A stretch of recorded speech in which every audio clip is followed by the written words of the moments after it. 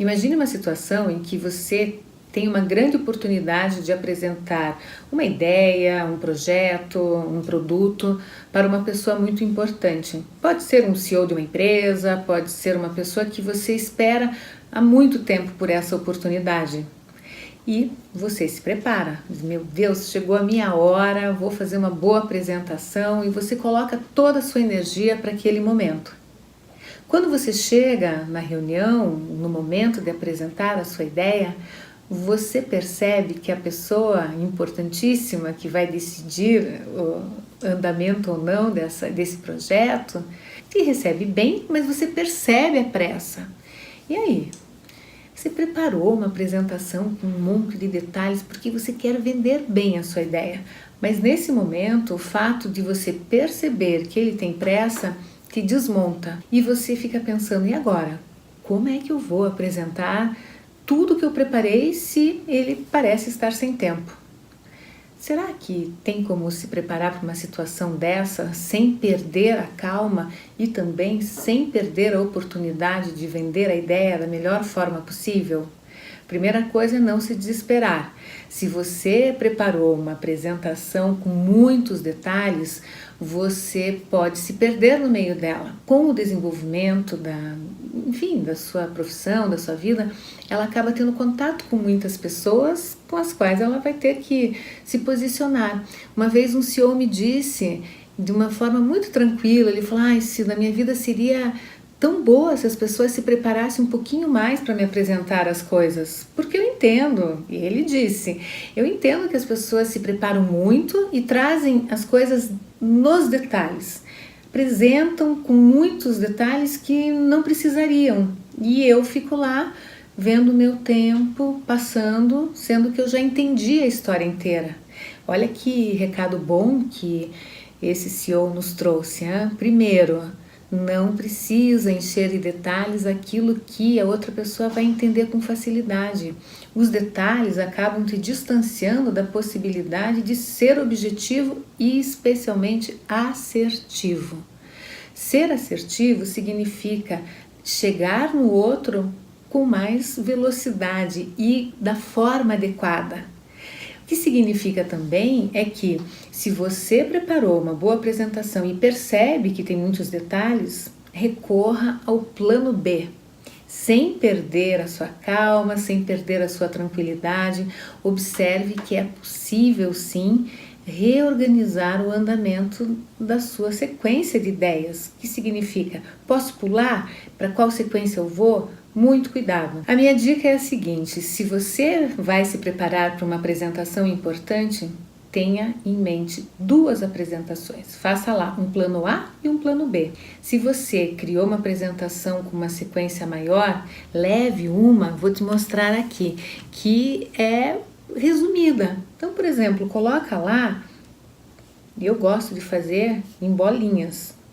Em outra oportunidade eu vou te contar sobre o método bolinhas, mas assim, você vai ter lá a possibilidade de pegar a sua ideia, colocar como sendo o ponto central e depois você marca lá, bom, quais são os pontos que eu não posso deixar de falar. Essa sequência é muito útil. O que vai ser mais importante na sua fala? A forma como você começa faz com que a pessoa que está te ouvindo se interesse ou não pelo que você vai dizer.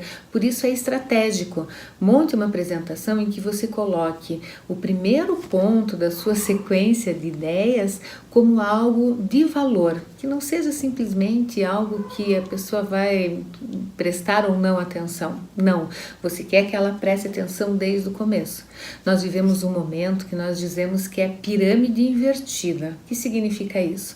Você já deve ter reparado, algumas pessoas quando vão falar, elas primeiro constroem uma linha de raciocínio e vão falando, você não sabe bem onde é que vai dar aquela conversa, mas lá no final ela entrega o que ela queria, muitas vezes com dificuldade, mas muitas vezes com demora.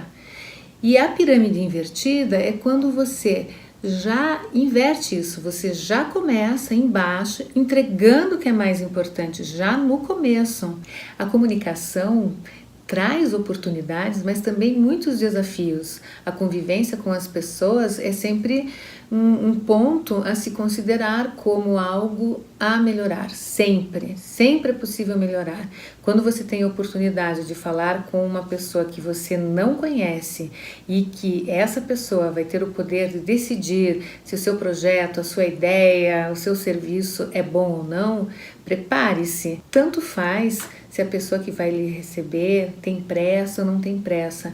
O que vai marcar o sucesso de uma entrevista, de uma situação dessas, é o seu preparo. Não dá para fazer uma apresentação achando que ela está ali fechada, estanque, que ela não possa ser moldada. Essa é uma dificuldade que eu percebo em muita gente. Por quê? Não, eu fiz meu plano A e eu vou com esse meu plano A até o final. Não, vai com o plano A e vai com o plano B, porque a variável que você sempre vai encontrar é a pessoa que vai lhe ouvir. Independente de quem você vai encontrar, você precisa estar preparado para falar. Procure saber um pouco quem é essa pessoa, quais são as características dela, como que ela funciona. Isso já ajuda a criar um cenário mais próximo da realidade que você vai encontrar. Mas imagina que você ouviu falar que a pessoa que vai te receber é extremamente grosseira e antipática, mas é com ela que você vai ter que resolver o seu problema ou dar um passo muito forte na sua vida, ou seja, um passo muito decisivo. A pessoa é agressiva e impaciente. Já temos dois elementos que se somam aí. Não há nada pior, porque isso tira o chão de muitas pessoas. Se você não se concentrar no seu propósito, no porquê que você está indo lá, você não consegue lidar com a situação. Tem uma história muito interessante que há muitos anos eu treino, eu trabalho com a preparação de repórteres de televisão e eles enfrentam isso diariamente, ou seja, uma pessoa que é mais grosseira, uma pessoa que é mais impaciente, enfim, o cenário muda a cada nova entrevista.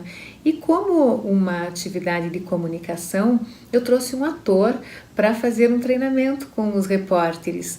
E foi muito interessante porque o ator ele ia mudando de personagem e interagindo com os repórteres de formas diferentes. Num dos personagens que ele criou, ele era uma pessoa extremamente arrogante, muito poderoso, mas muito arrogante também. E eu sempre digo que as nossas relações não se constroem pelo lado racional, muito pouco pelo lado racional. É pela forma como nós entendemos o outro, pelos sentidos, nós percebemos o outro. E foi assim que aconteceu com os repórteres. Cada um que ia lá entrevistar esse personagem arrogante também mudava sua atitude diante dele. Se tornava reativo, crescia um pouco, enfim. E aí nós íamos trabalhando tudo isso. Você percebeu como a tua postura mudou? Mas aí, uma repórter muito querida e muito amada, que é extremamente empática, não se afetou com a forma de ser tratada pelo arrogante lá, pelo personagem criado. E sabe o que aconteceu? O personagem não conseguiu se manter. Aos pouquinhos, o ator, que é um excelente ator, começou a sair do personagem e conversar de uma forma muito mais tranquila com a repórter. Esse exercício foi de muito valor porque nos mostrou ali, diante dos olhos de todos, o quanto que, mesmo que se saiba que é uma simulação, o comportamento muda. Agora, imagina se nós nem percebemos isso. O tempo todo nós vivenciamos situações em que o outro não nos trata bem ou não da forma como nós gostaríamos.